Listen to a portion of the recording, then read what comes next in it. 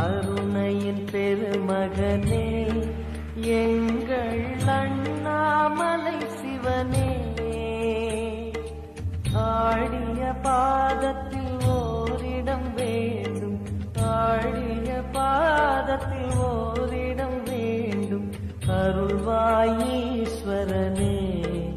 அன்பே அருணாச்சல சிவனே.